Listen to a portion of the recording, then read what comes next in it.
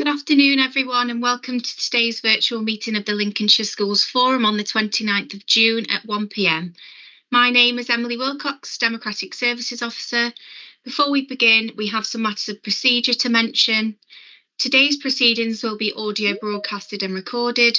When invited to speak by the chairman, members and officers should unmute their microphones and switch on their video. When the member or officer has finished speaking, they should mute their microphone and switch off the video. If during the debate a member or officer would like to ask a further question or raise a point, they are requested to use the chat function and to write "speak" as a comment in the chat. Members are requested to indicate using the chat function if they are leaving the meeting.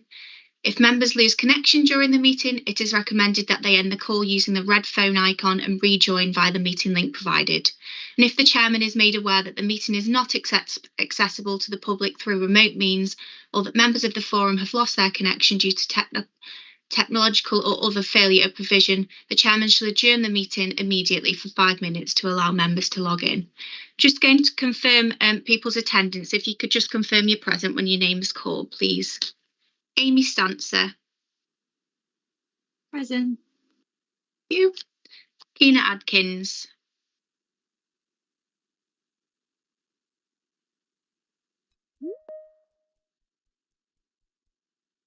I did see you there, Keena. Thank you. Alan Howe. Yeah, hello from sunny Sutton-on-Sea. Good afternoon. Tony Stevens. Good afternoon, everybody. Michelle Anderson. Present. Professor Ken Durans. Present. Thank you. Joe Slesser. Hello, everyone. Andrew Everard.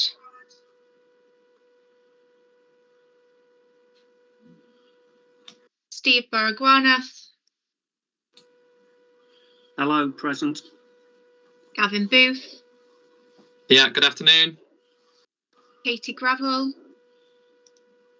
Good afternoon, everyone. Chris Fitzpatrick. Yeah, present. Hello. Stephen Hopkins. Yeah, good afternoon, everyone. Julia Merivale.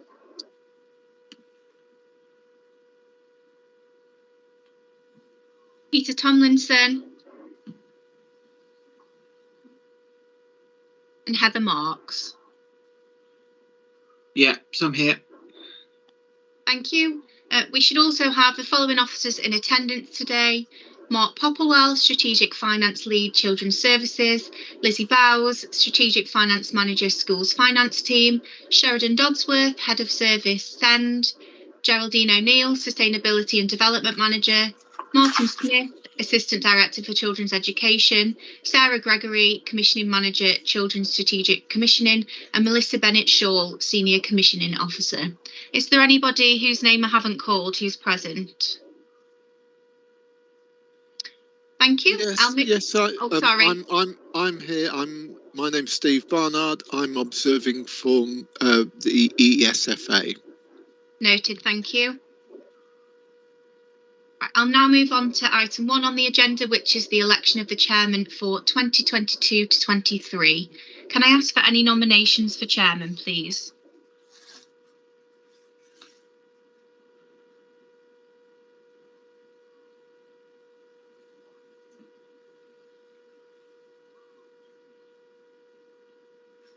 Yeah. An eerie silence, sorry.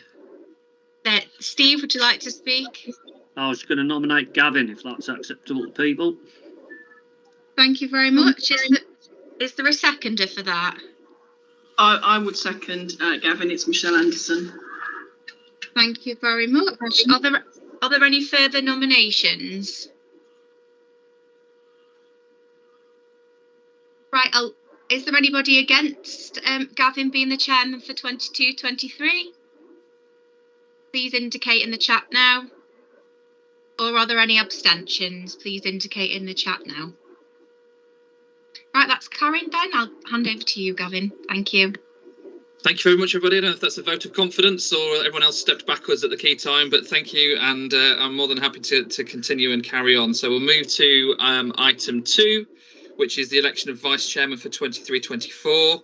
Can I ask for any nominations? Obviously, Josh Greaves is not with us today. He said he is happy to continue, but if somebody else wants to, he's also happy to step aside. So anybody desperately burning to be vice chair for the next academic year?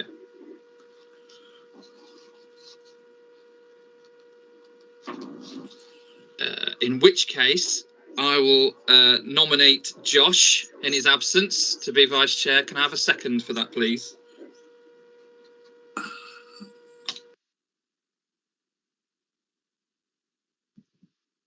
I'll second that, Gavin. Yeah, thanks very much, Steve. Right. In that case, then, without any further nominations, it's proposed that Josh Greaves will be elected as the vice chair for 23-24. Is there anybody against? Could you please indicate that in the chat? Or if you're wishing to abstain, again, if you could indicate that in the chat for me.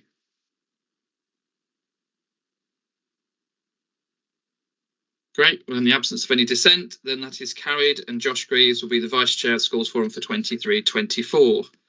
Right, moving on to item 3 then, which is apologies for absence and replacement members. Before we get into that, I'd like to congratulate Chris Fitzpatrick and Philip Dickinson and Andrew Everard on being elected to the forum. As you know, we're always working really hard to try and fill those vacancies, and I'm delighted that we've managed to find some people within the sector to step forward for those. Also, I'd like to congratulate Tristan Ravel, who has been elected and will start on the 19th of July, and give our thanks to Katie Gravel as well, who I think this is her last meeting, so thank you, Katie.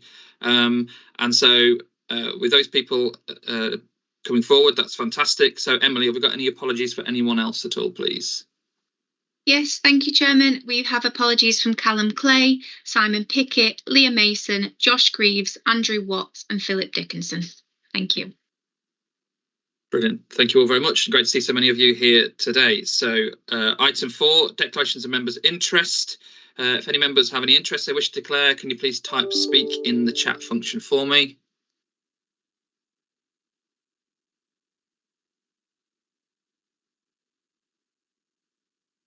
Right, doesn't appear to be any. Keep my eye on it. Right, moving to item 5 then, which are the minutes of the forum meeting held on the 20th of April, which are on pages 9 to 12 of your pack. I wasn't actually at that meeting, so is there anybody that's had a quick look through those and is happy to propose those as a correct record? If you could indicate that in the chat for me. I'm pleased to propose the minutes, Chairman. Thank you. Thank you, Ken. Well, we've got Ken and Alan there, so I'm happy for one of you to propose and one of you to second, so thank you very much. It's therefore proposed that the minutes have been approved. Does anyone wish to abstain? Or anyone wishing to vote against? Okay, that gets us through some of those procedural items, so we'll now move on to item number 6, which is Lincolnshire Schools Forum Constitution and Membership. That's on pages 13 to 59 of the pack. We're going to invite Mark Popplewell, Strategic Finance Lead from Children's Services, to present the report. We're asked to consider it and then raise any questions going forwards. So over to you, Mark. Thank you very much, and good afternoon, everyone. So yes, this paper is looking at the constitution and membership of the forum. So the Schools Forum was established by virtue of the School Standard and Framework Act in 1998, and then amended by the Education Act in 2002. It operates under certain regulations, such as the Schools Forum Regulations 2012, and also the Schools and Early Years Finance Regulations of 2023. The legislative requirements for the forum are explained within the Schools Forum Operational and Good Practice Guide, so that can be found on in Appendix B. And the forum governance and operation remits are described within the constitutions and terms of reference document that you can see in Appendix A. And that's designed to reflect the contents of those legislations laid out and the guidance applicable. And it's to ensure the forum conducts its activities on the basis of being compliant with those legislative requirements. So moving on to page 14, the terms of reference was fundamentally reviewed in 2021, and they were formally agreed on the 10th of September 2021 by our Executive Councillor for Children's Services.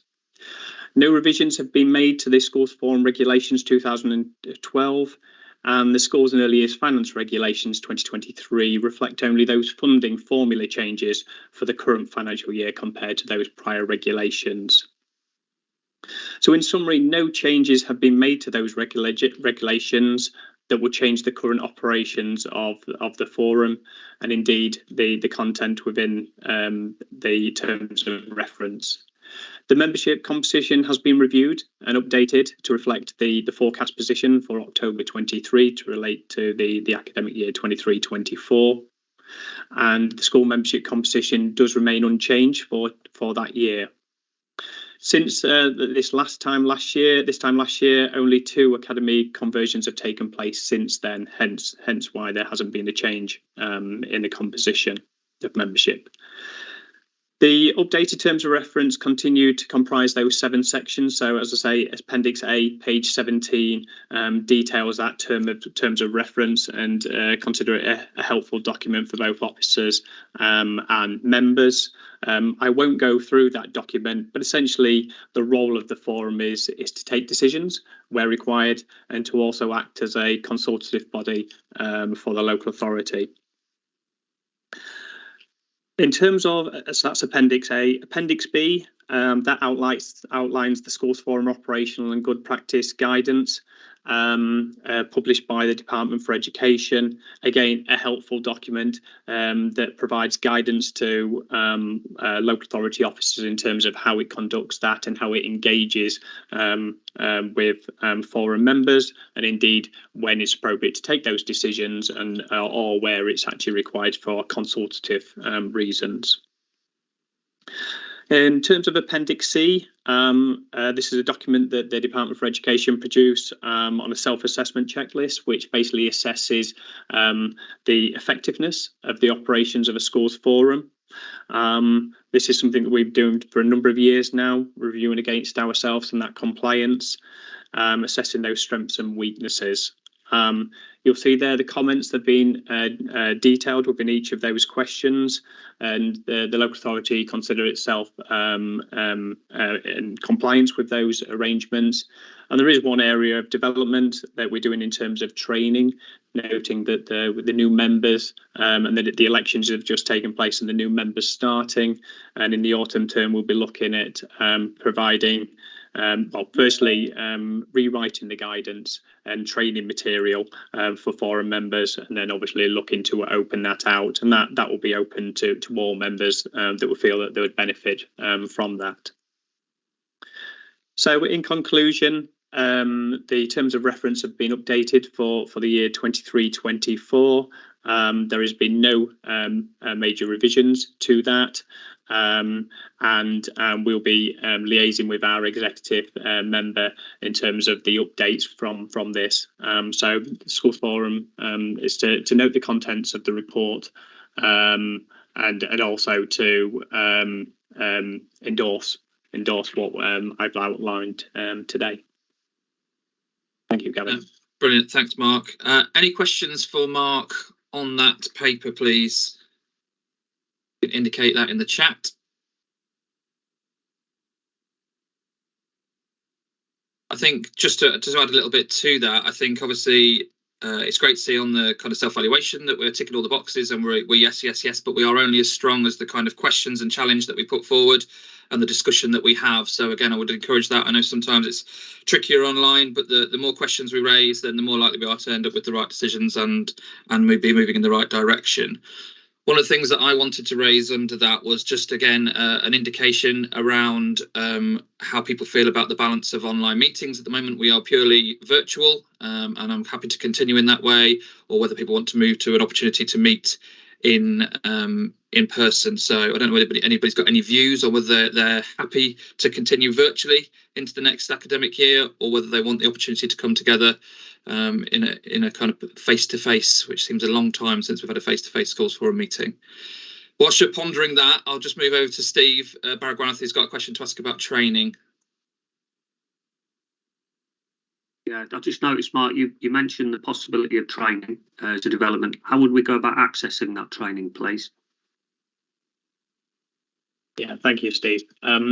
So in terms of the guidance, I say we're mocking up what it could look like, and I think it's probably going to be a bit of a mix between guidance, published guidance, whether that's via PowerPoint slides, but also then potentially opening that out for a bit like an open session with the likes of myself and Lizzie, so we can actually go through those training documents, and obviously direct questions can be posed to us in terms of any clarification points. So I think it's going to be a bit of a hybrid between raw material in terms of handouts, but also an opportunity for us to talk through it, and also for yourself to put forward questions to us as well.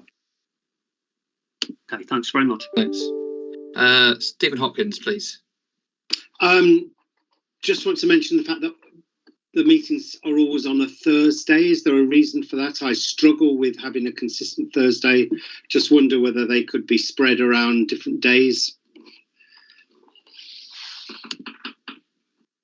Yeah, I don't know, Mark, whether there's a particular reason behind that, or whether it's just a historical thing. Well, previously it used to be Wednesday afternoons, but then due to diary and commitments within the local authority in terms of sort of democratic officers and also availability of rooms, it got moved to a Thursday, and we've subsequently stayed with that Thursday slot. But happy to speak with Emily in terms of altering that to at the end of the day, it's all about having the participation levels at its highest. So if we can be adaptable, then happy to do that. Thank you. Emily, have you got something to add to that? No, I was just going to say, from my perspective, as long as it fits in with our calendar within Democratic Services, there's no reason they have to stay as a Thursday. We just have to work it out. I know we've got an item on the agenda to agree them dates today, but we can come back to them after. I can come back to them after with you, Gavin, if you want to. If you want to have a look at some different dates. Yeah, no, that's great, and I do take that point. You know, people have commitments, and it is quite nice to be flexible around that. In terms of the discussion around fitting online, I mean, some people obviously feel that there's better opportunities for discussion face to face, and obviously it is quite hard sometimes to make that work. There was conversation earlier on between Mark and Emily and myself about whether there's an option to maybe do one of the meetings, and particularly a meeting where there is a lot of discussion and decision making to be made, whether they're the best meetings to be having face to face to give us greater opportunity for debate. So it might be that we reflect on the workflow for the next year and maybe look to make one of those meetings in person, but we can come back to that. I see that Tony wants to come in and say something. Yeah, thanks, Gavin. Having gone through COVID and all the issues that we've had with meetings, is there any potential or for a hybrid? I understand, because there's really good reasons to make sure you get access so that everybody can get to the meetings. But I do feel as if there are opportunities that are being lost for that open discussion that you were talking about when you have a face-to-face meeting. I think we do have facilities, Mark, don't we, at council for hybrid. I know sometimes they can be a little tricky when we're not quite one or the other, but I think again it may be potentially be an option. I'm just wondering, given we've all got different thoughts on this, whether there is something, Emily, that we could put out in terms of maybe asking people to state their preference. We could probably put an email out to members and ask them to kind of share their preference, if we can come up with a bit of an options paper and kind of give people a view on how they want to strike a balance between those meetings going forward. I think that might be a useful bit of work to do. Yeah, that's fine. I'll do that. I'm come back to Stephen Hopkins again, I think. Yeah, Gavin, whilst we're talking about operation of the group, I think it might be worth considering a sort of the operating style change a little in that the assumption ought to be made that we've read all of the papers and that valuable meeting time isn't taken up with officers reading papers to us. Maybe there's an executive summary idea or something like that, where the officer could just highlight the 6 key points that the debate needs to focus on. I just note that a lot of time is taken up with officers talking about papers that we've already read. Yeah, thanks, Stephen. Mark? Yeah, thanks, Stephen. It's a fair challenge, and I think we do alter our presentational in terms of depending on what committee meetings we're actually presenting to, and I think it's about striking that balance between sometimes the reports. It's not. Some of them obviously very detailed. Some of them can be complex, and it's about striking that balance between the presenter ensuring that the information shared is actually understandable and actually talking it through. But it's a fair challenge to make, and I think it's just striking that balance. And I think that's what we've been trying to do. But we'll certainly take that back in terms of whether we do need to be more concise in the way we present. But we've always been trying to present the information so it gives an understanding of it, because sometimes it's not always easy when reading the reports, and sometimes it's not always in terms of that knowledge level. People are at different levels on that spectrum, but fair challenge. Okay. Yeah, I think there's something in that, and particularly around familiar items. You know, there are a number of recurring items that we have done, and obviously those reports don't need to perhaps be gone through in as much detail. Where, you know, new content or content that requires significant decision making, I think it's worth making sure we've got enough airtime to really give it the due consideration. So yeah, all those points taken on board. So thank everybody for those contributions. So what we're asked to do really is to note the contents of that report and support the recommendations that we effectively continue with the constitution and the membership as stated in that document. So I propose that we do that. Are there anybody that would wish to vote against that?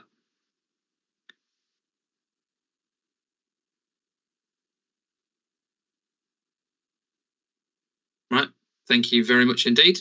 And I am noting all the bits that are going on in the chat as well. So thank you for those points as well. So we're going to move on now to item 7, which is implementing the national funding formula, government consultation. It's on pages 61 to 66. And it's back to Mark. So over to you, Mark. Okay, thank you.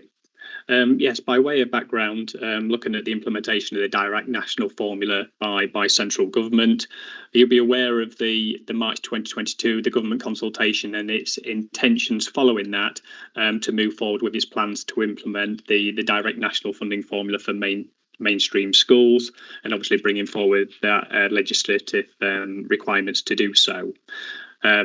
Schools Forum report was provided in April 2022 is just a reference, and there is a link to the DFE outcomes following that. Just by way of again background, obviously the objective of the national funding formula was about to create consistency in the funding across all schools nationally to ensure all schools had a fair settlement rather than the local adjustments that was previously in place. Local authorities currently still have responsibilities for agreeing and establishing local funding formulas, but the government have of late progressively tightened the rules around the flexibilities that local authorities hold and their way of implementing that national formula. So essentially local authorities are having to move closer to that national funding formula. Lincolnshire has operated that national funding formula since 1819. We've adopted the principles and the formula factors. However, we continue to raise that local flexibility still remains important, and it's a necessity for central government to continue engaging with local authorities and schools in terms of our views and listening to them with a view of setting future years funding settlements and how the formula actually works as well. So it's imperative, obviously, that quantum of funding is the right sum to ensure the right level of funding goes to deliver the best outcomes for children and young people. So last summer, the DFE launched its second consultation exercise, which was the next steps. So this was more future focused as opposed to the 23-24. I'll draw out the key matters that came from that publication, which came out towards the end of April. So there was certainly flagged the indication about the high needs and schools funding, that there is that direct link, and that's going to be a key factor for future reforms. The block transfers relating to the high needs block. So Lincolnshire hasn't transferred any school block funding to the high needs block to address financial deficits. However, many local authorities have across the country because of the financial positions their high needs blocks have faced. Schools, local authorities with the approval from the schools and the schools forum can transfer up to 0.5%. That going forward is likely to change, whereby the flexibilities and responsibilities will be actually moved to the Secretary of State to make that final decision. So certainly tighten up the arrangements relating to school block transfers. And the government also expect the results of the Green Paper and the SEND and AP improvement plan to be one of the main mechanisms to provide that financial stability, sustainability for those high needs blocks going forward.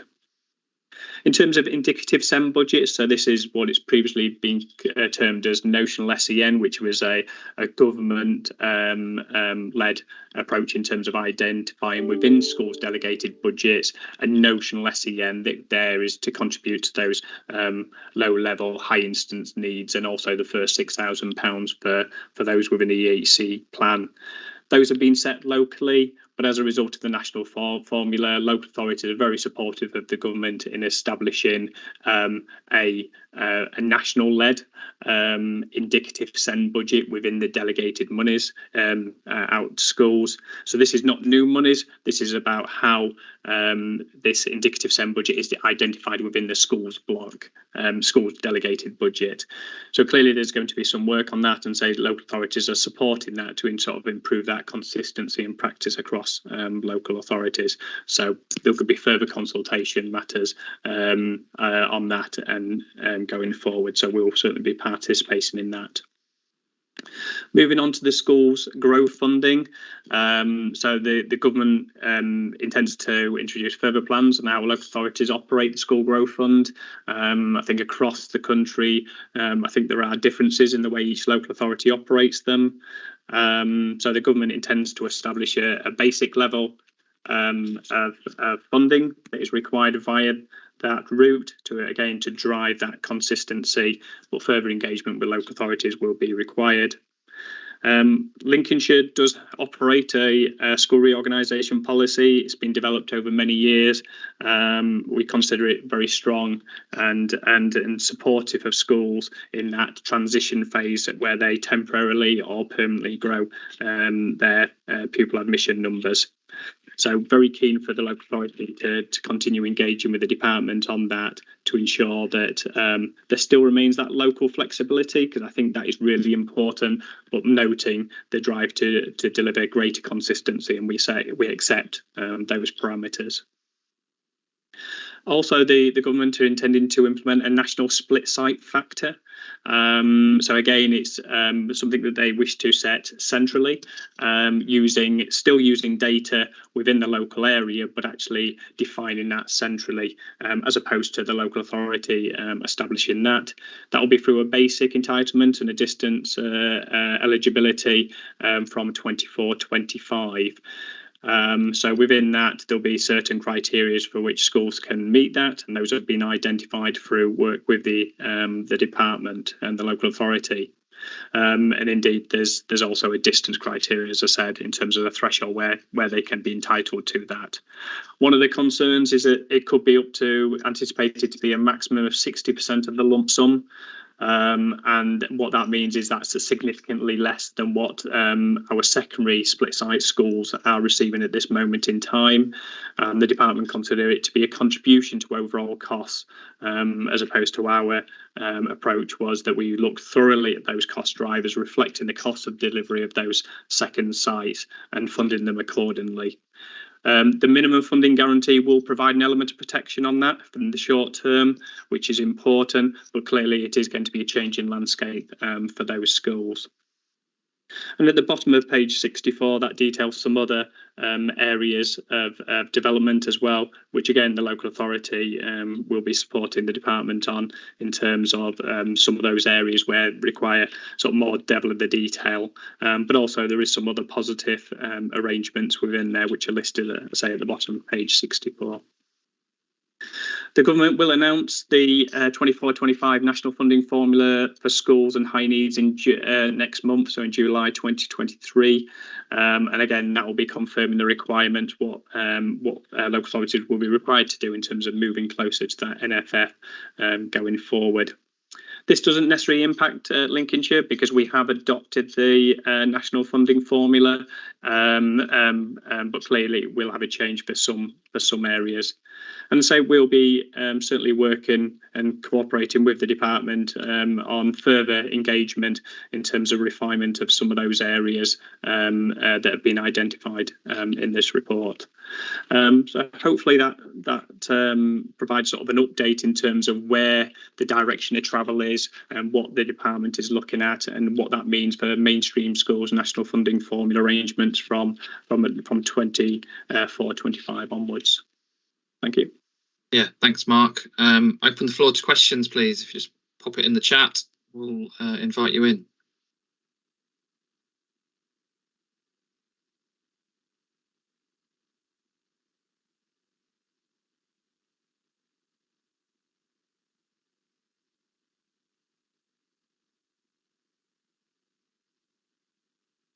I suppose my question, Mark, is around the actual consultation process and how well you feel that the consultation took into consideration the needs of Lincolnshire when you've been having those discussions with DFE or not, and whether there's anything we can do to support with that kind of feedback around the consultation process. I mean, I would always encourage schools to review those consultation questions and respond to them as well. I think your views are counted in terms of the overall summary that the DFE provide in terms of whether that's academies, maintained schools, other partners, and indeed local authorities. So certainly encourage you to participate in that because, as I say, your views are valued. Clearly, the national funding formula did deliver significant levels of additional monies to Lincolnshire. We were a low-funded local authority, so there's clearly some significant benefits with the change that was implemented in 18-19. However, we do consider that local flexibility is important, understanding the simplicity, the consistency that's been delivered through this. But like the example on the split site arrangements, it's clearly going to have an impact at some point in terms of those changes. So clearly it's a changing landscape where I think it's by 27-28, the government hope to be on that national formula. It's just about, does it need to be all on the national formula? Can there be that local flexibility? And it's also about how local authorities engage with the department in terms of the overall quantums of funding going forward and when it is at that national level. Ordinarily, we would be able to respond to it on a timely manner for local circumstances. In the past, clearly that sort of flexibility is being removed, and it's really how we can get that voice over to the department and to respond in a timely manner is something that's really important. So I think the dialogue with the department over the coming years is really important on that to ensure that the formula is fit for purpose going forward and understands the needs, the cost increases, etc.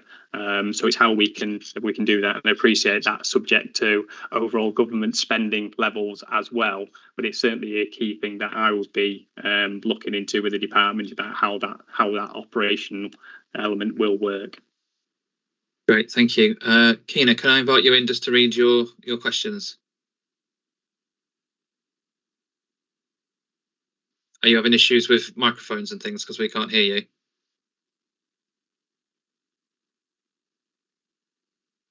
Doesn't. Oh, kind of. Yeah, speak up and we might get you.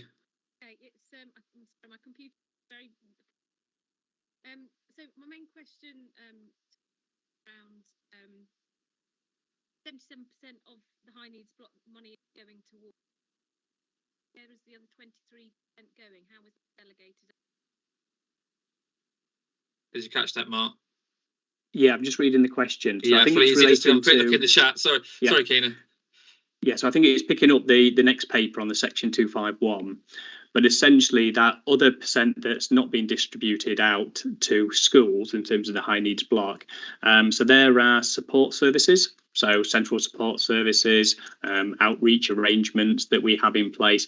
But the big ticket item is that external placements. So your out of county send requirements, so those that can't be met within mainstream or our own special schools, these are required to be met by sort of independent special schools, and it's that area where the remainder, so that's where the biggest cost is within that percentage, and you'll appreciate that the costs that come from that and the expense from that, and actually those numbers have been rising as well. So that actually touches in the send paper as well, where you can see the increase where it's quite significant. I think it's about 18% increase in costs in that area. So that's where that other element is spent.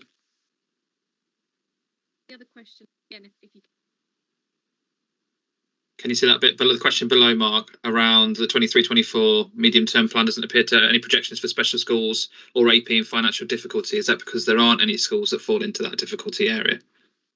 That's right. That's not normally a budget. So within the section 251, that would be sort of exceptional arrangements and would need a criteria. What it's about is that the funding formula needs to be fit for purpose to be able to support all those schools. And we obviously need to be fair and transparent across the whole landscape of those schools. And clearly, if schools are in financial difficulties, that's where, if they're a maintained school, that's where our monitoring and intervention protocol comes in place, where then the local authority officers and whether that's from finance and other departments come in and support the school to see how the school can recover its deficit and its financial challenges to move forward on a level footing. But also there is that point, as we've talked about, Keena, about the review of the funding formula as well. It's always best to review that, particularly at a time where cost rises are happening, although some are steadying. But clearly there is uncertainty, isn't there, going forward in terms of those cost rises, and it's ensuring that the financial funding comes with it in terms of and meets those requirements going forward. Yeah. Great, thank you to both of you. We've been asked to note the contents of the reports. I propose that we've now done that. Does anyone dissent? In the absence of anybody saying to the contrary, then proposition is carried, that we've noted that, and then we'll move on to item number 8 on the agenda, which is section 151 budget statement 23-24. Lizzie Bowes, strategic finance manager from the schools finance team, is going to present this for us. We're asked to raise any questions, and then we'll be noting the content of the report. So over to you, Lizzie. Thank you. Thank you very much. Good afternoon, everybody. So this report provides the Schools Forum with a copy of the Section 251 budget statement for the 23-24 financial year. Each year, the local authority are required to submit an education and social care budget statement, commonly referred to as Section 251. The return demonstrates the local authority's intentions in terms of spend for the year on schools budgets, de-delegated items, high needs block, early years and central budgets. To ensure compliance with statutory regulations, a copy of the return is available on the link at the bottom of page 67 of the report. At the January meeting, we discussed the need for a block transfer for 23-24 of just under £500,000 from the Central School Services block to the schools block. The forum will recall the transfer was necessary to meet the additional costs incurred from an increase in free school meal eligibility due to the pandemic, and the scale of those increases are detailed on page 68. The total DSG for 23-24 is just under £726 million, and attached to this report is a copy of the local authority table for 23-24. It provides an overall picture of the funding being allocated directly to schools and high needs delegations, the amount being spent on education centrally and children's social care, and I'll now go through some of the key areas of the table. And this is in Appendix A on page 73. The table is a standardised format and is split into two key areas. The DSG, which includes those services that are discussed at Schools Forum, and they're in the top half of the report from 1.01 to 1.10.2. And areas of children's services where decisions are made by the council from lines 2.0.1 and below. So looking at some of these key areas, line 1.0.1, individual schools budgets, details the budgets to maintain primary, secondary and early year provision. This includes the schools block of the DSG. And following the block transfer, 99.87% of that block was devolved to schools. The remainder relates to growth, which is included in section 1.4.10 of the return. Line 1.0.2 details place funding within the high needs sector. Section 1.2.1 and 1.2.2 relates to the funding that mainstream schools, academies, free schools and colleges receive for educational healthcare plans. Section 1.2.3 relates to where Lincolnshire is unable to meet the high needs provision and therefore alternative provision is required. This includes out of county that Mark referenced and social, emotional and mental health placements. Section 1.2.4 is where we have our high needs targeted funding. As part of Lincolnshire strategy, the local authority is keen to support preventative measures.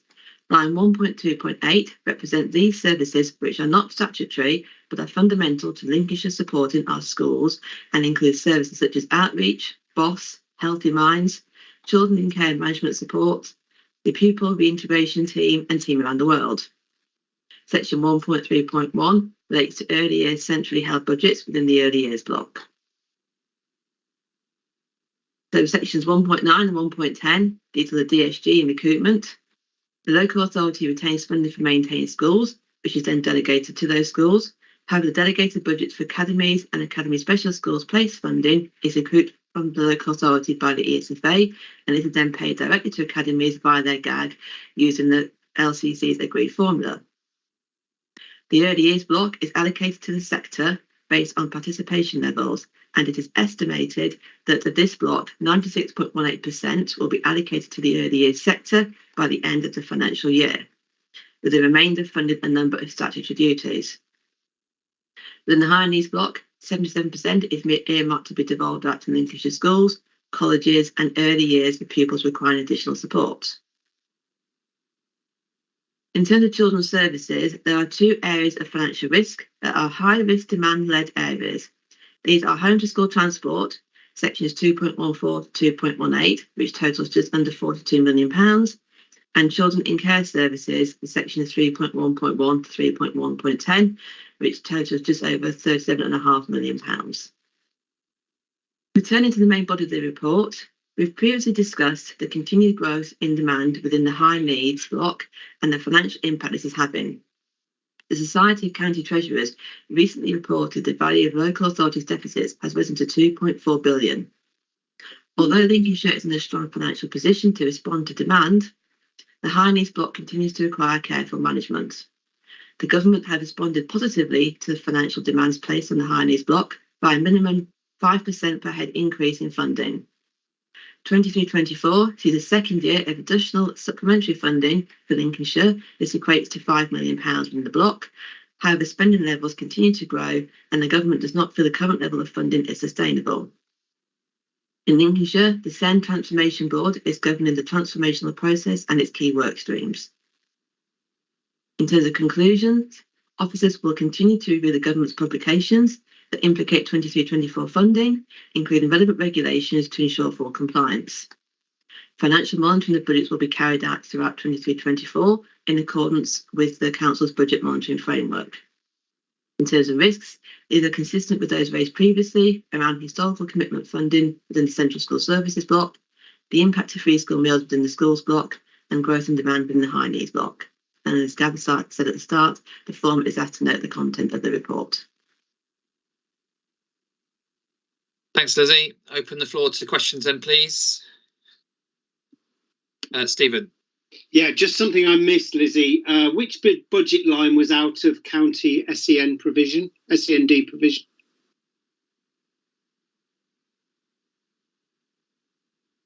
Bear me a second, Stephen. Yeah, you. because it doesn't say that. It's called something else, and I just missed which one it was.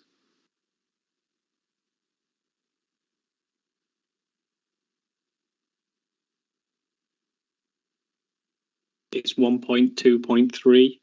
Thank you very much. Another Thank funding. you. So it's now maintained and independent providers. That's great. Thank you.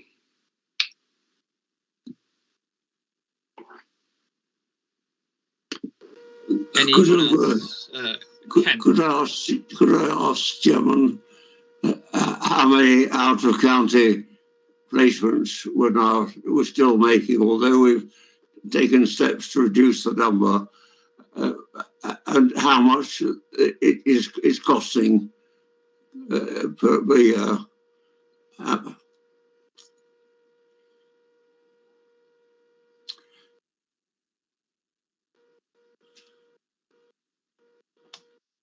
Mark, is that something that you've got information on? In terms of the cost, so within the paper I think Martin's presenting on page 79, it details the cost relating to 22-23. So it was 16.779 million. So that's the cost for those independent, non-maintained specialist provision independent school placements. Hoping Martin might come in if he's got the figure in terms of the quantum of numbers of those in external placements. I'm just going to access that data, Mark, so I'll come back to you with that response for when I talk through my paper. Okay, thank you. Yeah, we'll pick that one up, Ken, when we move to the SEND paper later on. So thank you for that. Tony, please. I just wanted to come back on those risks that you've mentioned there to the budgets, Lizzie. Whilst we've identified what those risks are, what sort of mitigation work is being carried out to say, because these, I fully understand these aren't going to go away, they're only going to keep on rising, but how are we going to manage to cope with these as this keeps on going? I think there's three elements to that. In terms of the historical commitments, we are continuing to engage with the SFA regarding that element of it. Regarding the free school meals, last year we did some modelling work, which we're making they're doing again to see actually, because originally the increase was due to the pandemic, then we've seen an increase due to the cost of living crisis and what have you. So really it's about then looking at that block and then deciding actually what we can do within that block. So this year we had a space slight reduction in the ORPU funding. Is that something we have to do again? There's also about creating a medium-term finance plan for the DSG and kind of how we manage that whole thing. And then equally, we've got the outcomes of the green paper on SEND and all the transformational work that we're doing to try and mitigate those risks as much as we can. That's great, thank you. Thank you. Any further questions? Keena, who I will speak for because I know she's got micro difficulties. Has Lincolnshire LA done any recent benchmarking in terms of comparison to other LAs regarding funding?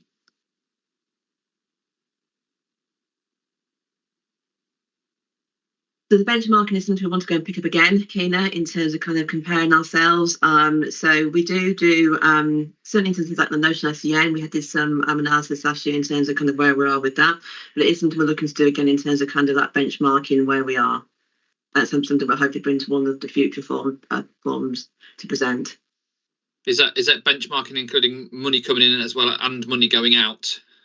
I suppose we need to be looking at. Yes, yeah. Yeah, great. Right, we've been asked to note the contents of the reports. I propose that we've done that. Does anyone disagree? If not, then that will be carried.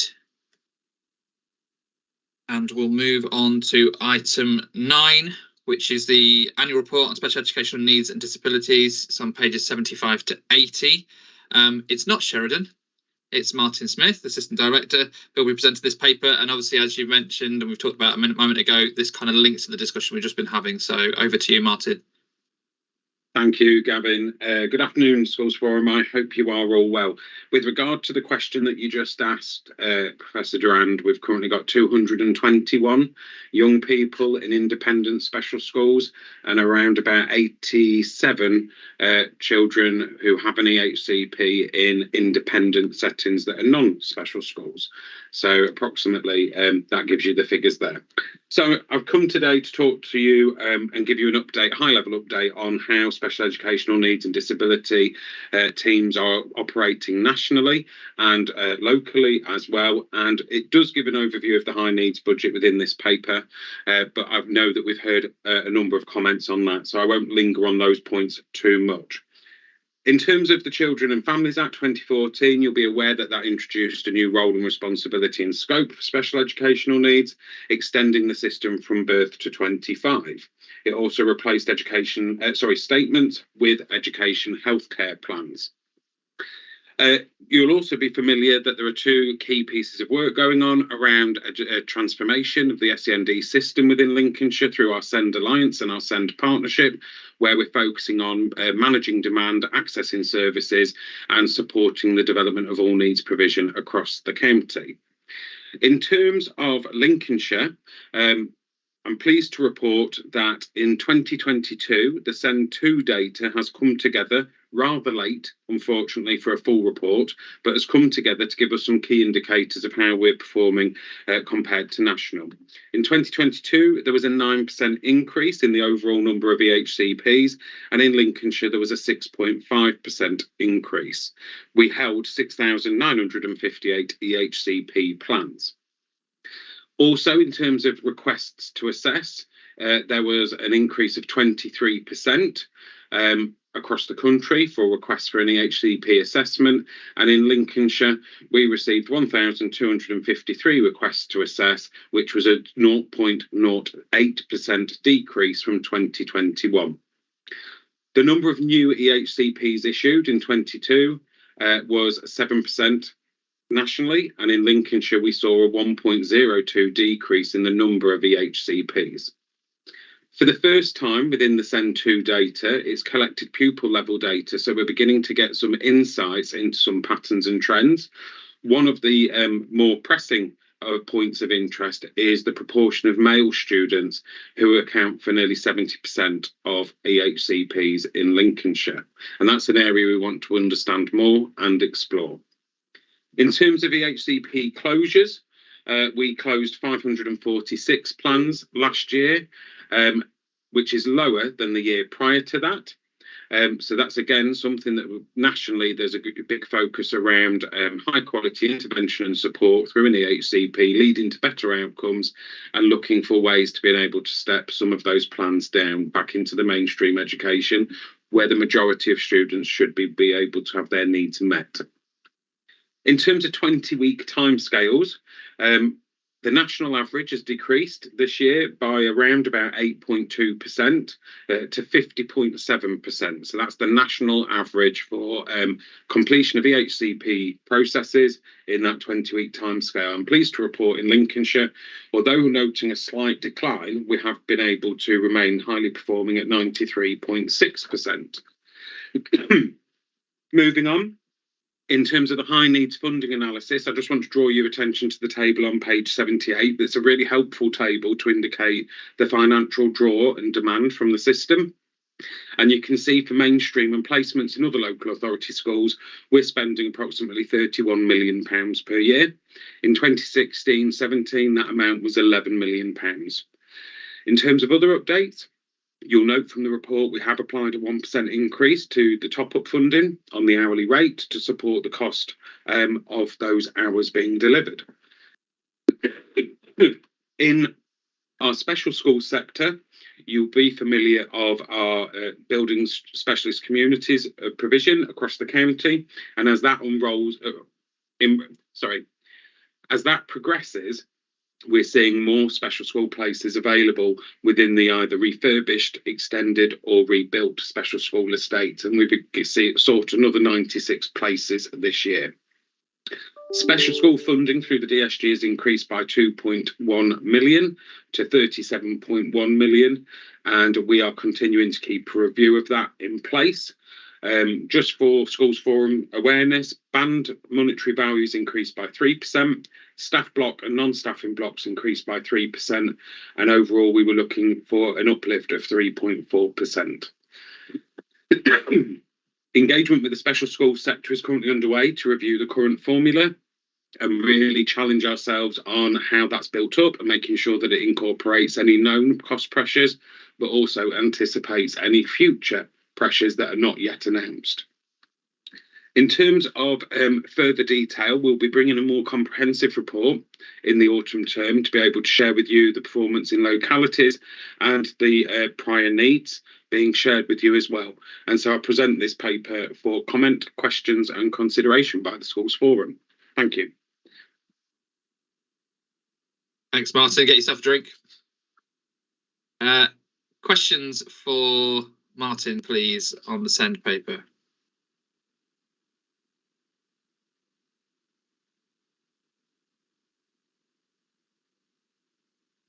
I'm watching the chat carefully.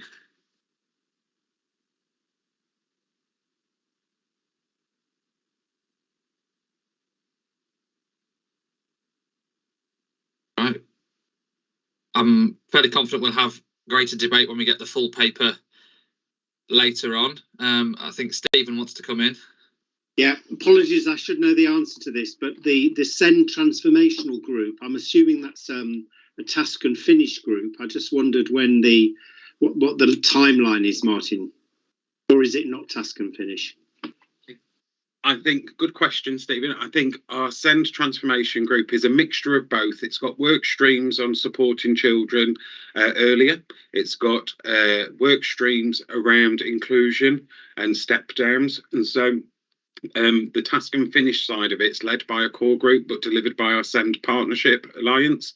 And the SEND Partnership Board is mainstream schools, special schools, our service areas as well, coming together to trial, test, agree and move some of these pieces of work on. The transformation started before the pandemic, so we're in our third year now, and because of the National SEND Improvement Plan, the timeline will be the next 3-4 years, because new things will come up that we need to work together on to introduce. Right, that's really helpful, thank you. Martin, can you see the chat there? Because there's quite a long question from Keena. I'm sure everybody else can see it. I don't know whether you're back in terms of with sound, Keena, to add anything to that. No, not yet. We'll let everyone read it for themselves and then Martin can give us the response.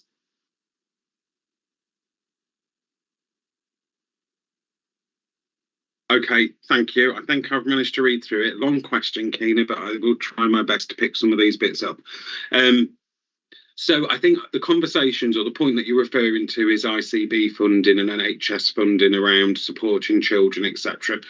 Those conversations are ongoing. The ICB are aware of the financial pressures and they are also aware of the need to fully integrate and support the work within the SEND system. So we're making headway there. I'm not saying it's all addressed. There are shortfalls in places, but we are seeking better funding agreements for some of these children and young people. I'll need to get the figures for you around funding from ICB, NHS. It's not a huge number of students and young people, but I will just confirm that with them. And the designated clinical officer for the ICB, we can see about inviting them to the forum. I'm sure that's something that we can facilitate. Our DCO does engage in the core group and does engage in our transformation work as well. So I'm sure it wouldn't be a problem for them to be able to attend Schools Forum. So can't answer all of it, but hopefully that gave you a flavour of where we're at with it. But I can see Mark's plopped his hand up. Go for it, Mark. He's got it all twice. He's so keen. Yeah, just to add, so with regards to those external independent placements, so there is that work that goes on. So whether there's as part of that package, there's obviously an education, social care need, and indeed maybe a health need as well. So partners go around the table and work out what those associated costs are. So that does happen in those external placements. I think probably where you're coming from is actually delivered within a special school setting themselves, and clearly the special schools funding is all comes from the high needs block. And I think it's there could be debates to be had in terms of whether actually some of the, to deliver the education, you have then having to provide health support in terms of particularly those where they've got significant medical needs. But unfortunately, at this moment in time, that is funded because it's there to support the education provision to enable that to happen. And unfortunately, that cost is falling with the DSG. I think that is probably a countrywide matter. And clearly all areas, high needs blocks and sort of the NHS purse is all under pressure. But clearly that is something that we flagged before. But it's really about having those conversations and how those can be progressed further. As you quite rightly say, it's about maximising the high needs block in terms of the education side of it and not being burdened by health needs, which is not what the purpose of that funding is about. But clearly it needs to happen to enable education to take place in schools like yourselves. Thanks. I'll invite Stephen in whilst we also consider Keena's follow-up question. Right, okay. It's about the out-of-county independent school placements, and I think I heard the fact that it's the consideration that is part of a work stream within the transformational group. I'm just trying to get a bit of an insight into, is that being looked at on a case-by-case basis? When can we see transformation there? It's a lot of money. So I'll come in. I've read your question as well, Keena, so I'll come to your question in a moment. It is part of the transformation, looking at where we can best utilise the resources we've got, Stephen, to manage and mitigate the draw on the independent non-maintained sector. Unfortunately, as quick as the new special school places come online, where we're absolutely confident their needs could be met, i.e. within the special school estate, those places are not always available, and due to maybe directions or expectations, we're then having to replace within INMS. There's also a piece of work around working with our special schools and making sure that they see themselves as being able to best meet need for the vast majority of those children with the complex SEND issues, and not feel that they should progress to an INMS. So we have had a couple of cases in schools where we can no longer meet need. We think an INMS placement would be better, but actually our special school estate are the experts within SEND, and we would see that them being the people who could absolutely meet the most complex children. So it's a complex response of managing expectations within families, but we absolutely do take it seriously. And I think for the purposes of Schools Forum, the local authority absolutely admires and respects the skill set within our special school estate that could and should be able to meet the majority of children's needs rather than needing to rely on independent sector. But it's a capacity thing. I appreciate that. And it seems to me there are two aspects. One is those children and young people who are currently in independent settings. Is it necessary for them to remain there, case by case? And there's also the potential new additions to the independent out-of-county provision. So I just wondered with what systematisation it's being tackled, or is it just being talked about? No, it's definitely being tackled, and not necessarily within the INMS space yet, because we're looking at trying to place within the special school estate. But certainly it's part of our step down and step up work stream of looking at where we can transition youngsters from special to mainstream, INMS into special, to make sure that the children are in the best possible place for their abilities. So I think we've had 30 some young people who've been able to step into mainstream education from specialist settings and enjoy a curriculum and go on to benefit from really good results as part of that. But it's building the confidence of families and parents to trust, that their child's needs can be met. Can I just ask one follow-up, which is, do we pay what it costs, or do we have a budget for that budget line? On INMS? That, Stephen? Yeah. So INMS is a commissioning process. So we go out to the market, look to find a placement that can be consulted upon and meet need.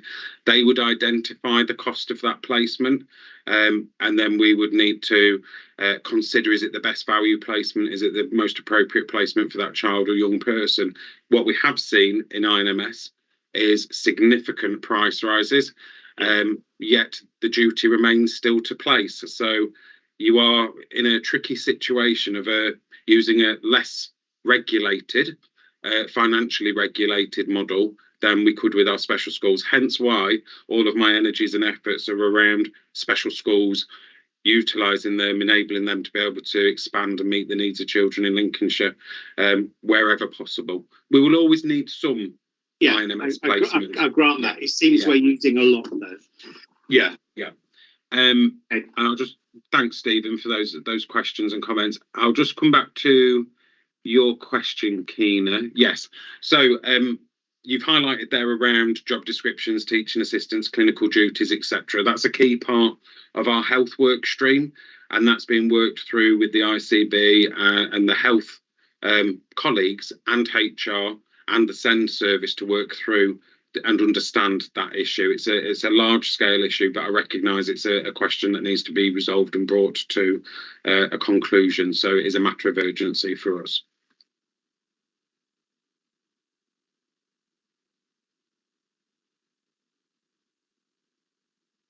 Right. Just pick up just that last bit of Keena's question there around having places available, but not necessarily being able to fill those for one reason or another. Is that something that's being tackled through this work?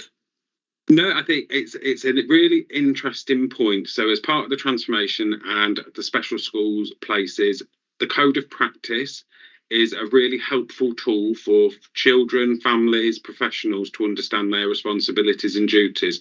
But there are implications and complications with the code of practice that makes that ability to innovate, try new areas, create step downs, transitions really quite challenging. So fundamentally, and with respect, it's about having mutual agreement, families, parents, schools, professionals, that this is the right next step. Of course, if you can't find universal agreement, and within that, I guess it's around parental confidence and trust and belief that this is the right next step for their child or young person, the complexity of getting agreement and achieving that can be delayed or not happen.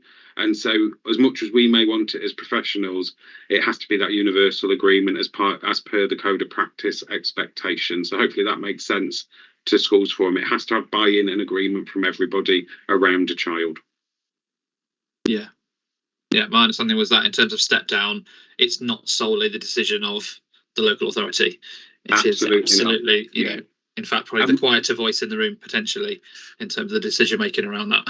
Yeah, and what I would do, and what I would say as well towards everybody on the Schools Forum, as part of that transition protocol that I spoke about, we've tried to be innovative and provide 12 to 16 week dual registration so that parents, if in doubt, can get confidence around their child's needs being met.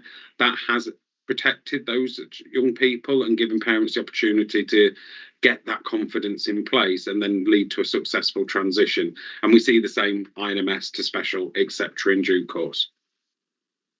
Great. Thank you, Martin, and thank you everybody for your questions and comments. We're asked to note the contents of that report, and I propose that we've done that. Does anyone disagree?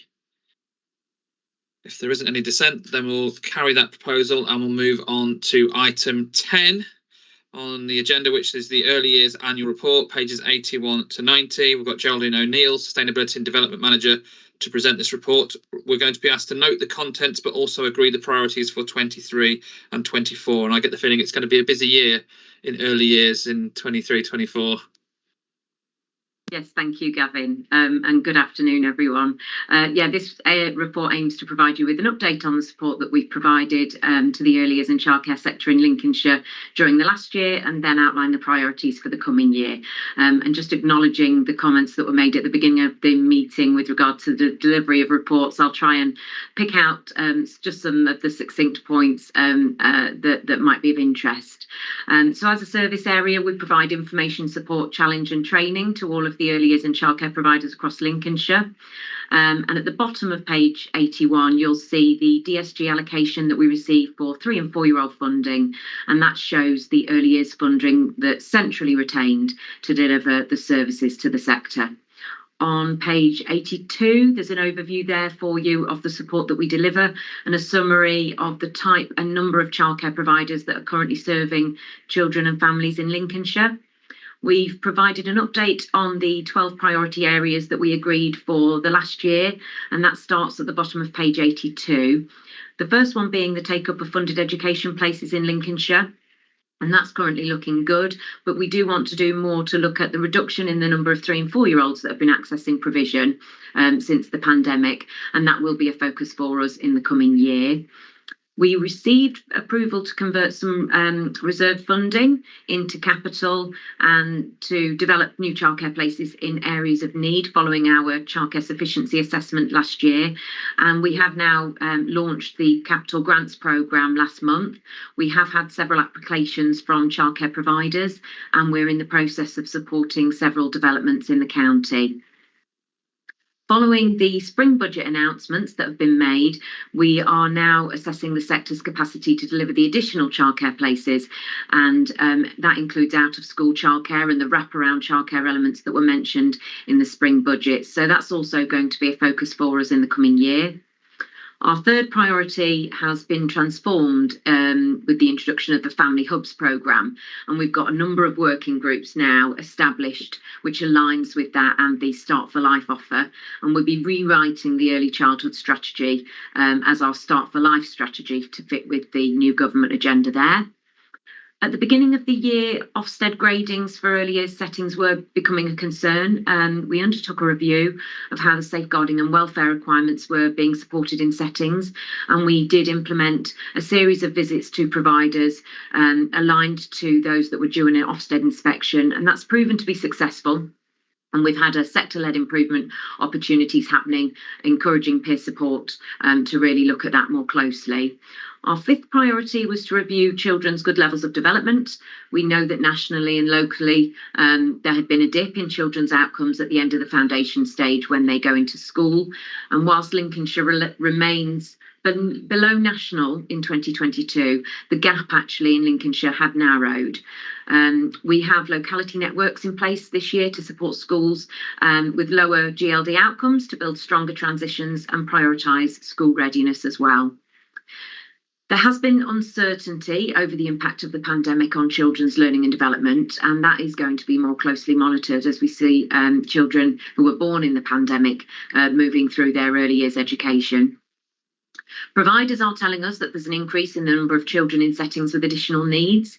We are seeing a rise in the number of applications we're receiving in early years for inclusion funding, and we know that there's a rising number of younger children being requested for an education, health and care plan. Our sixth priority is around CPD for the sector, with a focus on programmes supporting activities to improve early language and communication, and critically SEND support as well in the early years. There has been a whole package of training programmes that we've rolled out to the sector during the last year to support staff, and we've developed a pathway with new training opportunities, including Level 3 SENCO awards for early years with current SENCOs, and Level 2 SEND training for aspiring or secondary SENCOs in settings. We've also been liaising with the DFE in the rollout of the DFE COVID recovery programmes, providing additional CPD across the sector, and those programmes are detailed there for you at the bottom of page 86. On page 87, we've provided an update on the quality and assurance for children's centres and the learning walks that have been taking place there, with a restorative approach to identify what's working well, what we're worried about and what needs to happen next. And they're proving successful and taking a proactive approach to planning in children's centres. We've now a number of work streams in place, including one for commissioned services within children's centres as well, looking at what's being delivered there and monitoring the overall quality and assurance plans for them. I know there have been other papers brought to the forum with regard to the Family Hubs programme, so I won't go into that in too much detail, but we have been working closely with the DFE to look at our delivery plan in Lincolnshire for the Family Hubs and Start for Life services, and we've undertaken some detailed analysis of the services that are already being offered in our 48 children's centres, and that has identified that we're already meeting approximately 75% of required standards in the Family Hubs programme, so that's really promising. And there's a number of work streams that have been established, and these are driving forward our prioritisations with the Family Hubs programme. We've also established a data and evaluation working group focusing on benchmarking data in Lincolnshire for the programme and feeding back to on progress to the department. That's all linked back to the funding investment that's been made by the government through that programme over the next couple of years. Our final priority 12, was to publish our Start for Life offer. That's been published and the website link has been provided for you in the report there on page 88. We've got a number of branding and marketing materials that have been designed and being rolled out, and we're completing a series of marketing activities to make families aware of the services available to them in Lincolnshire and where to find those online. And we've also had the first celebration event at Lincoln North Children's Centre this week, which was one of the 10 children's centre sites identified as a family hub site. So in conclusion, we've identified the 6 priority areas that we'd like to focus on during the next year. A big one there is a focus on the announcements made in the spring budget. This is the single biggest investment in childcare in England ever by the government. It includes the expansion of childcare to support working parents with children from 9 months up to school age. And there will be a need for the Sustainability and Development team to really ensure that we've got sufficient childcare places across the county to support that ambitious government investment. And that will include the wraparound elements for children to access before and after school club care. We'll be completing a detailed scoping exercise with within the service to fully understand the demands that might be made of us with the introduction of those new government entitlements. We will be looking to rewrite the early childhood strategy, as I've already mentioned, and we'll be doing that in collaboration with our other service areas and external partners to make that a Start for Life strategy that really works. We'll be investing in the development of the workforce, supporting the 1001 critical days and Lincolnshire's Start for Life offer. There'll be a number of training courses being rolled out as part of the Family Hubs programme, and that'll be a real focus to supporting CPD and for families with children from 0 to 2 years. There's a need for a stronger qualified workforce to meet the needs of children with SEND, and communication is key to that. There'll be a need to invest in CPD in those areas and really refocus in preventative work at an earlier stage through quality safeguarding and inclusion. And finally, we will need to consider the use of underspend from the early years block funding from the last year to support the sector to deliver better outcomes for children in Lincolnshire. So some of that funding has been earmarked against our contingency for the 3 and 4 year old funding in this financial year, and we'll update you on the proposals in the October School Forum within the revised budgets report on the use of the early years underspend. The risks identified very much link back to the priorities for the next year, with a focus on quality, those Ofsted inspections, a focus on safeguarding and welfare requirements within the early years foundation stage. We know there's a need to continue to deliver some targeted support for providers awaiting their first Ofsted inspection following the pandemic, and a need really for that preventative and early intervention work with settings, and to slow the increasing number of settings getting less than good Ofsted outcomes. Looking at supporting those children with SEND, and a need to increase the funding levels to the childcare sector, and importantly securing longer term sufficiency and sustainability. And the government has recognised that pressure on the sector, and it's great that we will be receiving an uplift to funding levels from this September. There'll be an in-year adjustment for the first time ever, which will restore rates for 3 and 4 year old funding to meet the cost pressures that the sector is facing, but also provide substantial uplift to the funding that we're delivering on the 2 year old entitlement as well. Thank you. Thank you very much. Just a little bit happening then in early years. Amy, I know you're keen to come in here, so I'll hand over to you. Thanks, Geraldine. I mean, yes, how busy is everybody? Thank you so much for your time. Really interesting to read the report, and I appreciate the expectations for next year are really inspirational actually for our sector, and we're all hanging on for the things that are coming forward. I just wondered from a Schools Forum point of view for the clarity really about the funding streams that are coming in and being used for the different items. I understand that you're working around the DFE funding streams for the family hubs, and how to, for me, I was struggling a little bit to understand how those streams of funding were used and which ones was coming from the DSG. And I wondered if there was any way we could have some kind of breakdown really on DFE streams coming through for early years recovery, DFE streams coming through for family hubs, and how the DSG is being spent. Because for us really as an analytical body, it would give us a better understanding really of how much and the impact of the DSG for a 3 and 4 year old and 2 year old learning and development outcomes really. Thank you. Yeah, absolutely. Thanks, Amy. Yeah, the DSG is very distinct from the funding that's obviously coming through for the Family Hubs programme. So the training packages and everything that we are doing through the Family Hubs programme is very much on a specific delivery plan that's been agreed with the department. It's succinct from the COVID recovery plans, and it's also succinct from the early years DSG that funds the 3 and 4 year old entitlement. I can provide you with an overview of all three elements if that would help, and absolutely we're certainly looking at all of those together to look at how the investments sort of work alongside one another. Mark, do you want to come in there? Yeah, just to add, so the January Schools Forum paper of the early years, that actually picks up the entirety of the early years block and the deployment of that. And clearly there are elements that are held centrally, so such as training, inclusion, and there is actually a cap on that, which is a 5% cap, and we're below that level on that. So the January Schools Forum paper considers that and seeks forum members' agreement on those centrally held budgets as well. And like Geraldine said, the Family Hubs, that's a separate grant funding stream. So it's a separate grant. Obviously, it's a new initiative, and we obviously sign up to those conditions of grant and how we deploy that and how we then have to report to the department on it.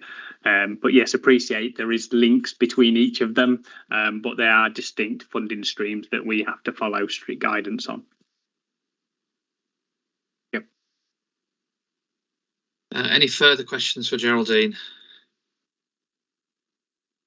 suppose my comment and my thought around that is, yes, there is some new funding streams coming online, but there's also a lot of increased expectations in terms of the delivery and the amount of wraparound, and also some concerns around capacity, I suppose, for people to access that. What's your sense in terms of the new items of delivery, the new expectations in terms of being able to kind of meet that, and the funding coming in? Is it going to cover it, or are we still going to be at a point where we're short? Because also the comments around needing better trained staff, which means better paid staff, which again is another cost that needs to find it. So in terms of the balancing up of money in, money out, are we still going to be pushing the envelope in terms of trying to be able to meet that need? He says with 3 nurseries. Absolutely. I mean, I think actually, Gavin, it's a really good point. I think that we still know Lincolnshire is one of several local authorities that are paid on the lowest funding rate, but nationally the announcements are promising with regard to the 2-year-old rate increasing by potentially up to 30%. Another potentially around 5% on the 3 and 4 year old rate, in addition to the existing uplift that we've already seen from this April.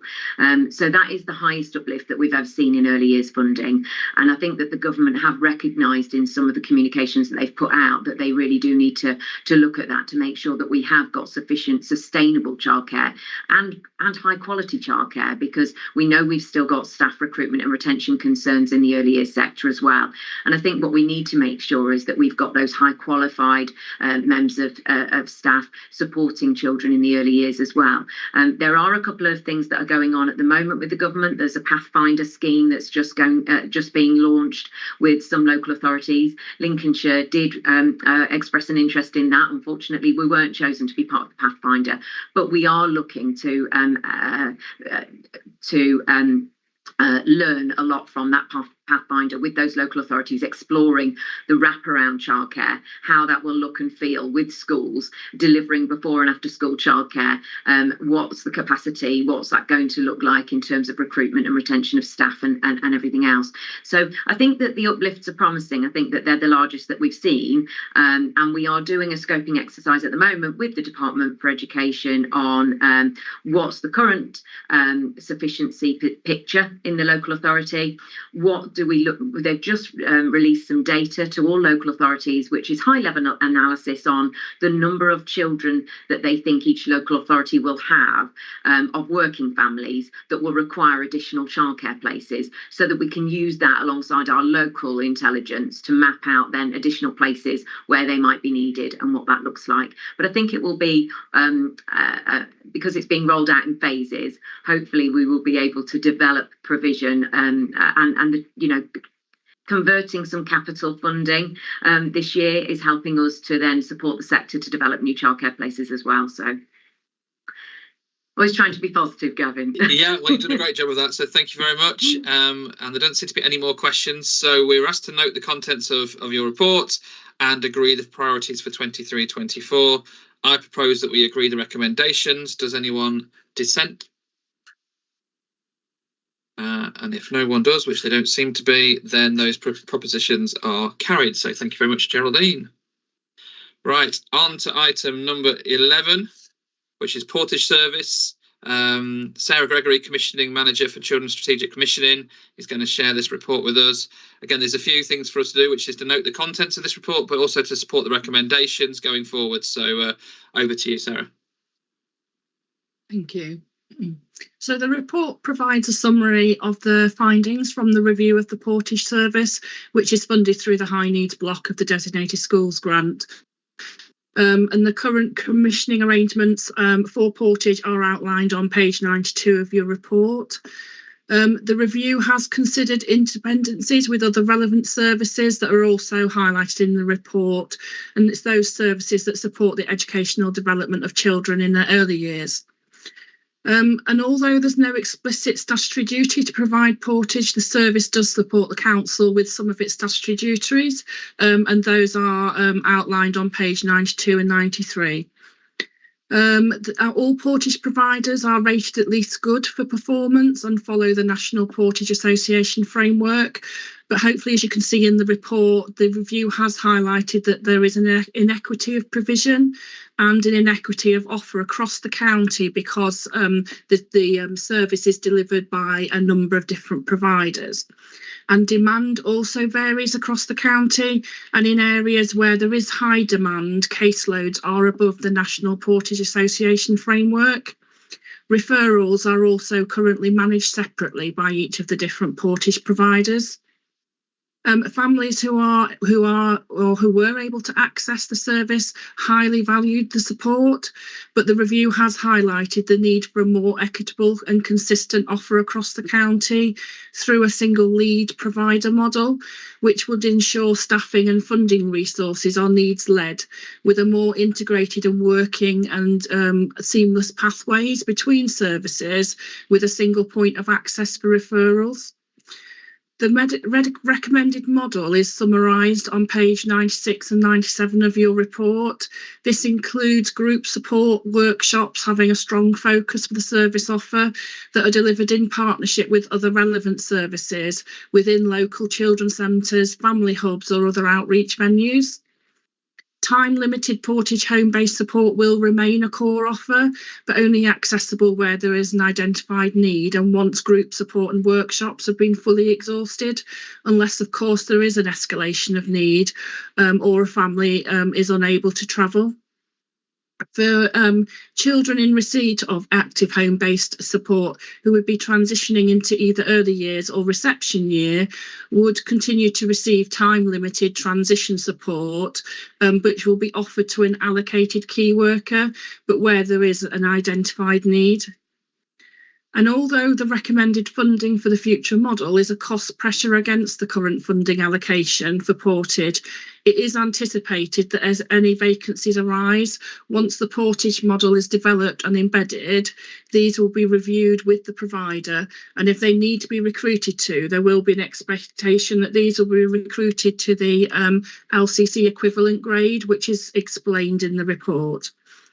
The financial challenges facing the council in its management of the high needs budget mean it is imperative that the right support offer is provided to children in their early years in order to ensure that educational development needs are met, thus reducing the need for more specialist provision.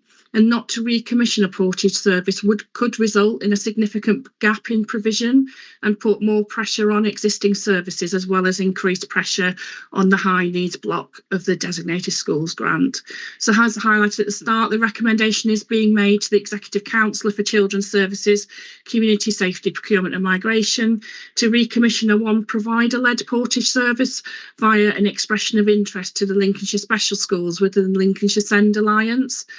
This could be either through a single provider or a partnership bid with a collaboration of schools working together to deliver portage, with one provider acting as the lead provider. This would ensure that we could continue to use special school expertise to support eligible children in their early years to be ready for school. As Gavin highlighted at the beginning, Lincolnshire Schools Forum is asked to support the recommendation to continue to fund a portage service from the high needs block of the DSG. Thank you. Thank you very much. Right, opportunities for questions, please, and discussion. Wait.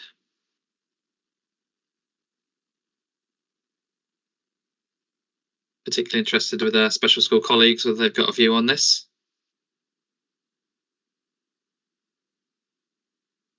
Or they're all frantically putting their bids together whilst we wait. I can see a hand up, but unfortunately I can't see who it is. So please do come in and share your question. Yeah.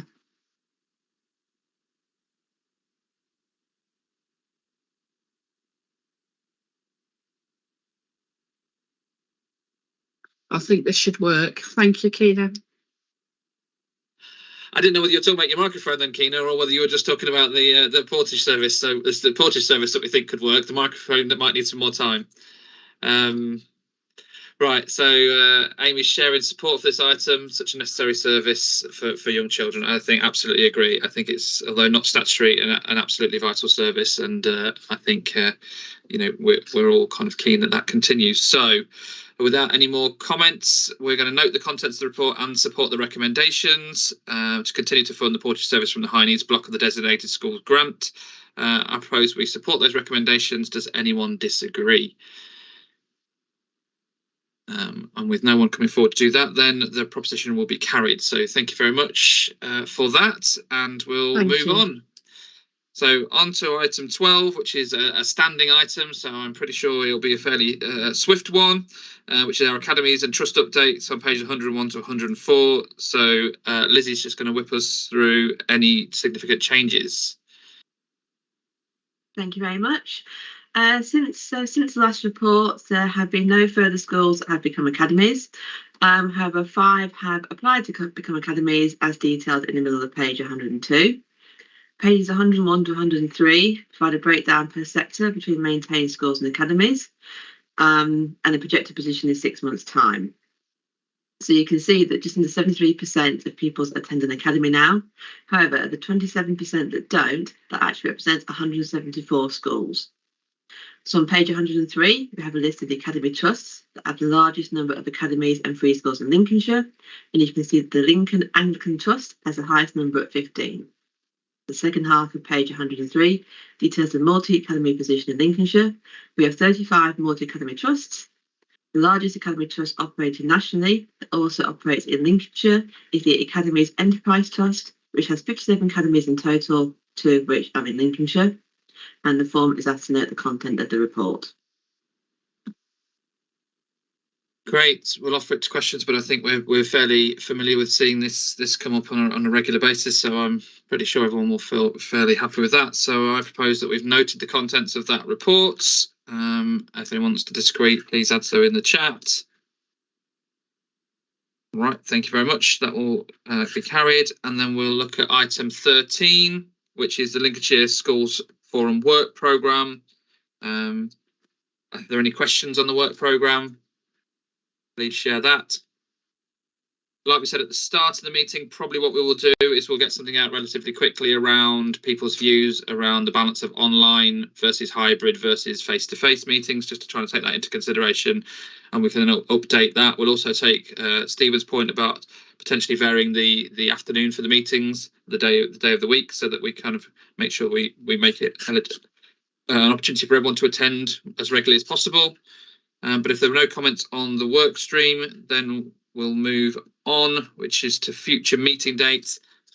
As Emily mentioned, if we do look to vary from the Thursday afternoons, those dates might change. Hence the reason we'll probably be asking that question fairly quickly. But I would hope, and I don't know, but I'd hope that we might keep them fairly close to the dates that are outlined there for you. So, you know, maybe move within the week if possible, but that'll obviously be dependent on availability of officers, etc., etc. So that kind of brings us to the end of business for today's meeting. Thank you very much for your attendance, your contributions and your time. Feel free to leave the meeting, and I look forward to seeing you again at the next one. Have a nice summer, everybody. Take care.